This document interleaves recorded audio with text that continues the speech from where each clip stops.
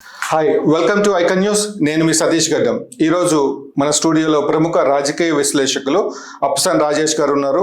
వారిని అడిగి నేటి రాజకీయ పరిస్థితులపై ఒక్కసారి చర్చిద్దాం. నమస్తే రాజేష్ గారు. నమస్తే. ముఖ్యమంత్రి నుంచి మాజీ ముఖ్యమంత్రి అయిన వైఎస్ జగన్మోహన్ రెడ్డి, మాజీ ముఖ్యమంత్రి, శాసనసభ్యుడు, ఎమ్మెల్యే అయిన వైఎస్ జగన్మోహన్ రెడ్డి రాష్ట్రంలో కంటే ఇప్పుడు బెంగళూరులోనే ఎక్కువగా ఉంటున్నారు. సో విజయవాడ వరదలు జరిగినాయి, వరదలు వచ్చినాయి. వరద సహాయ చర్యల్లో యంత్రాంగం అంతా పూర్తిగా నిమగ్నం అయ్యింది. ఇప్పుడిప్పుడే కొంచెం కుదుట పడుతుంది.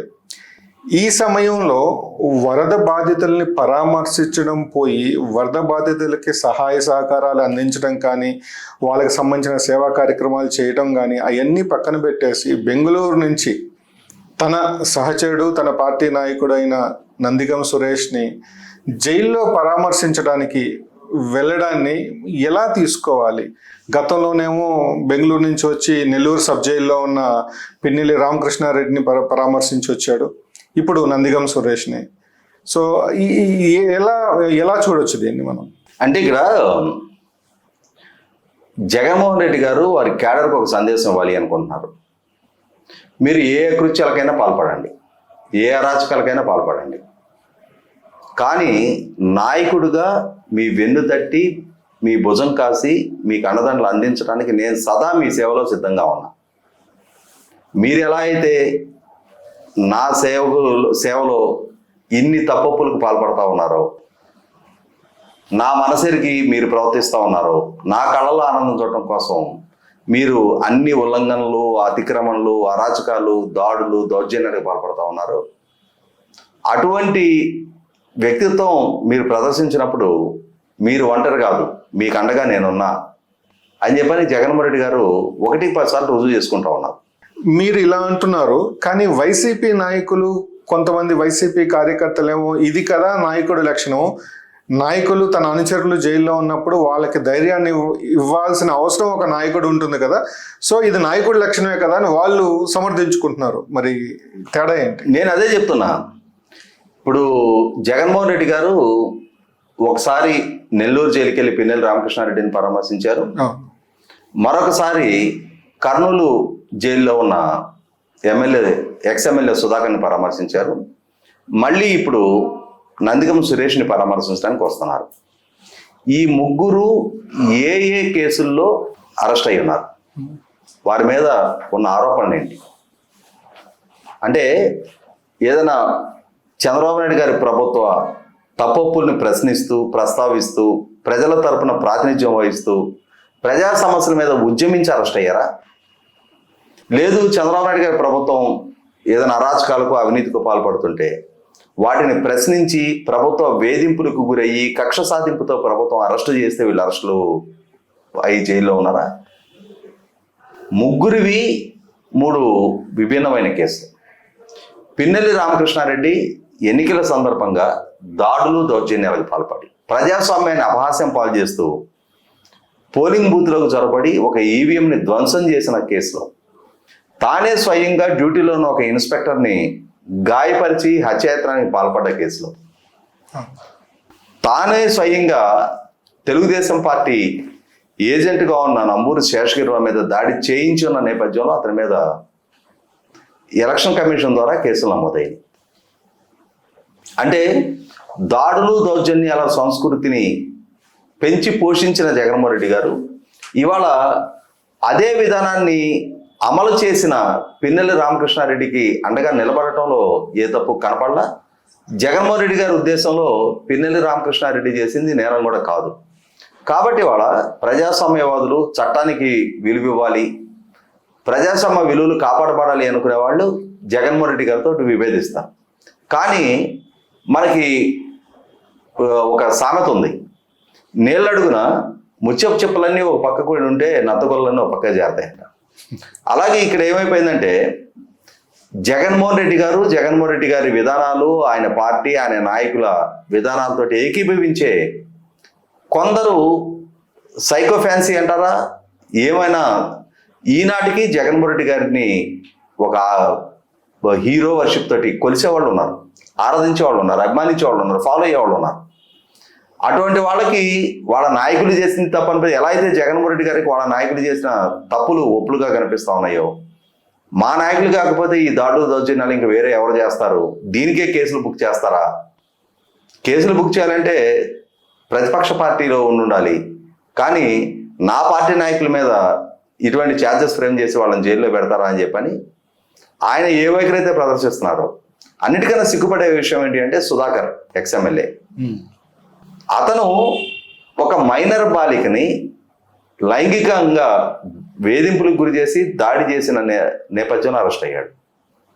అతన్ని పరామర్శించి వచ్చాడు. ఇప్పుడు నందిగం సురేష్ తెలుగుదేశం పార్టీ కేంద్ర కార్యాలయం మీద దాడికి పాల్పడ్డ కేసులో అరెస్ట్ అయ్యాడు. జగన్మోహన్ రెడ్డి గారే రాష్ట్రానికి ముఖ్యమంత్రిగా ఉన్నారు ఆ రోజున. రాష్ట్రంలో ప్రజాస్వామ్యాన్ని కాపాడాల్సిన బాధ్యత కూడా ఆయనదే, శాంతి భద్రతలకు విఘాతం కలగకుండా చూడాల్సిన బాధ్యత కూడా ఆయనదే. కానీ ఆయన దాన్ని ఇచ్చినట్టు గుర్తు ఆ రోజు. ఇవాళ జగన్మోహన్ రెడ్డి గారు పాలకుడిగా కొనసాగుతూ ఉండగానే ఒక ప్రధాన ప్రతిపక్ష పార్టీ, 70 లక్షల మంది కార్యకర్తల బలం ఉన్న పార్టీ, దశాబ్దాల పాటు రాష్ట్రాన్ని పరిపాలించిన పార్టీ కేంద్ర కార్యాలయం మీద దాడి జరిగితే దానివల్ల ఆ పార్టీ, ఆ నాయకులు, ఆ శ్రేణులు సంయమనం పాటించబట్టి సరిపోయింది. కానీ లేదు అని అంటే రాష్ట్రం ఒక అగ్నిగుండంగా మారి ఉండేది. జగన్మోహన్ రెడ్డి గారు వాళ్ళ పార్టీ శ్రేణుల్లాగానే వారు కూడా ఉద్రేకపడి శాంతి భద్రతలకు విఘాతం కలిగేలాగా వారు కూడా రోడ్డెక్కున్నట్టయితే ఆ రోజు రాష్ట్రం రావణ కష్టంలాగా రగిలిపోయి ఉండేది. కానీ ఆ పరిస్థితిని నివారించింది ఆ పార్టీ నాయకత్వం.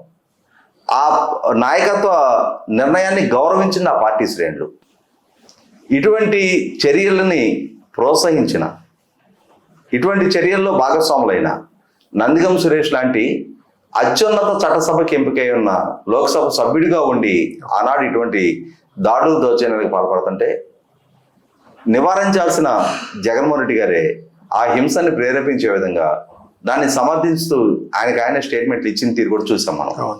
ఇటువంటి నేపథ్యంలో జగన్మోహన్ రెడ్డి గారి ద్వారా పిన్నెల్లి రామకృష్ణారెడ్డికి మద్దతు తెలిపినా, లేదు నందిగం సురేష్కి మద్దతు తెలిపినా, ఇంకా సుధాకర్కి మద్దతు తెలిపినా, ఇంకా అకృత్యాలకు పాల్పడే వారికి మద్దతు తెలిపినా కూడా వారి సొంత చిన్నాన్న హత్యకు గురైతేనే ఆ హత్య కేసులో అక్యూజ్డ్ పలానా వారు అని చెప్పని సిబిఐ నిర్ధారించిన ముద్దాయిలకి మద్దతుగా జగన్మోహన్ రెడ్డి గారి సొంత లాయర్లు వాదించిన తీరు చూసాం. ఆ ముద్దాయిలకి మద్దతుగా జగన్మోహన్ రెడ్డి గారి పాలనలో ఉన్న పోలీసులు స్వయంగా విచారణాధికారుల మీదే కేసులు నమోదు చేసిన తీరు చూసాం. కాబట్టి జగన్మోహన్ రెడ్డి గారికి ఇవేవి తప్పులు కాదు. ఆయన దృష్టిలో ఇవన్నీ కూడా చాలా చిన్న మైన్యూర్ ఇన్సిడెంట్స్. రాజకీయ పార్టీ నాయకులు, రాజకీయ పార్టీ కార్యకర్తలు ఇటువంటివి చేయకి ఇంకేం చేస్తారన్న భావజాలంలో ఉన్న జగన్మోహన్ రెడ్డి గారు ఆ భావజాలంలోనే ఎదుగుతున్న నాయకులకి, ఆ భావజాలంతో పనిచేస్తున్న నాయకులకి అన్నదండలు అందించడంలో ఏ స్థాయిలో కూడా నాకైతే తప్పనిపిలా. జగన్మోహన్ రెడ్డి గారు ఆయన ఒరిజినాలిటీకి కన్ఫైన్ అయ్యి ఈరోజు నందిగం సురేష్ని పరామర్శించడానికి వెళ్తా ఉన్నారు. ఒక పక్క రాష్ట్రం వరదలతో, అకాల వర్షాలతోటి, అతివృష్టితోటి సతమతం అవుతూ ఉంది. మొన్నటి వరకు బుడమేరు ముంపుకు గురైన విజయవాడ, అలాగే కృష్ణానదిలో వచ్చిన అన్ప్రెసిడెంటెడ్ ఫ్లడ్ 11,43,000 క్యూసెక్ల ఫ్లడ్ తోటి లంక గ్రామాలు మొత్తం కూడా వేలాది ఎకరాలు, లక్షలాది ఎకరాలు ఇవాళ పంట నష్టం జరిగింది, ఆస్తుల నష్టం జరిగింది, కొన్ని ప్రాణాలు పోయాయి. కానీ ఆ ప్రాంతంలో ఒక మొక్కుబడి పర్యటన చేసి ఇప్పటికీ ఉత్తరాంధ్ర ప్రాంత ప్రజలు వరదలతో సతమతం అవుతూ ఉంటే వాళ్ళని పరామర్శించాల్సిన బాధ్యత కలిగిన మాజీ ముఖ్యమంత్రి అని ఇవాటికి నాకు ప్రధాన ప్రతిపక్ష హోదా ఇవ్వండి అని చెప్పని క్లెయిమ్ చేసుకుంటున్న జగన్మోహన్ రెడ్డి గారు మాత్రం ఆ పరామర్శల మీద దృష్టి కేంద్రీకరించకుండా కనీసం అదొక అంశంగా ఉంది, దాన్ని పరామర్శించాల్సిన బాధ్యత ప్రజలకు ప్రాతినిధ్యం వహిస్తున్న రాజకీయ పార్టీ నాయకుడిగా నా మీద ఒక గురుతర బాధ్యత ఉంది. రేపు మళ్ళీ ఇదే ప్రజల ఆశీస్సులు పొందాల్సిన నేను ఇవాళ ప్రజల కష్టకాలంలో ఉన్నప్పుడు నేను నా పార్టీ నాయకులు చేసే అరాచకాల అకృత్యాలను సమర్థిస్తూ జైళ్ళ చుట్టూ, కోర్టు చుట్టూ తిరగడం కన్నా కూడా ప్రజలకు ప్రయారిటీ ఇవ్వాలనే అంశాన్ని విస్మరించిన నేపథ్యంలో ఖచ్చితంగా ఆయన వరద బాధితుల పరామర్శ కన్నా కూడా నందిగం సురేష్ పరామర్శకే ఎక్కువ ప్రయారిటీ ఇచ్చారనేది వాస్తవం. సో దీన్ని బట్టి ఆయన నేనింతే, నా వైఖరి ఇంతే, నా నైజం ఇంతే, ఆలోచించుకోవాల్సింది ప్రజలే, నిర్ణయించుకోవాల్సింది ప్రజలే అని చెప్పేసినట్టు అనుకోవచ్చు కదా. 100% దానికి ఇష్టపడే వాళ్ళు ఆయనతో సెయిల్ అవుతారు. ఈ వైఖరి నచ్చని నేపథ్యంలోనే ఒక 5 సంవత్సరాల పాలకుడిగా జగన్మోహన్ రెడ్డి గారిని నిశ్చితంగా ప్రజలు గమనించిన నేపథ్యంలోనే రీసెంట్గా జరిగిన ఎన్నికల్లో 150 స్థానాల నుంచి 11 స్థానాలకు ప్రజలు పరిమితం చేశారు అని అంటే దాని ఎన్నికల ఓటంగా కూడా మనం పరిగణించలేము. అది ప్రజలు విధించిన శిక్షగానే పరిగణించాలి. ఒకసారి శిక్షకు గురైన తర్వాత అయినా సరే తన వ్యవహార శైలిలో మార్పు వస్తేమో అనుకుంటే మరింతగా చెలరేగిపోయి మరింతగా పేటరేగిపోయి వాళ్ళ శ్రేణులు జగన్మోహన్ రెడ్డి గారు వారి సొంత కుటుంబ యాజమాన్యంలో ఉన్న మీడియా సంస్థ చేస్తున్న ప్రచారాలు చూస్తున్నాం. కాబట్టి జగన్మోహన్ రెడ్డి గారికి ఆయనకి అంటే ఆయన ప్రయటన చేసుకుంటున్నది ప్రజల పక్షమా లేదు అరాచకవాదులైన తన పార్టీ నాయకుల పక్షం అన్నప్పుడు అరాచకవాదులైనా సరే నాకు ఇష్టలైన నా నాయకుల పక్షం అని చెప్పని జగన్మోహన్ రెడ్డి గారు ఎటువంటి సస్పెషన్ లేకుండా ఆయనే పరిచయం చేసుకుంటా ఉన్నాడు. Right sir, thank you so much మీ సమయాన్ని కేటాయించినందుకు. చూశారు కదా ఈరోజు రాజేష్ సార్ గారి విశ్లేషణలు. మరో కార్యక్రమంలో మళ్ళీ కలుద్దాం. అంతవరకు సెలవు.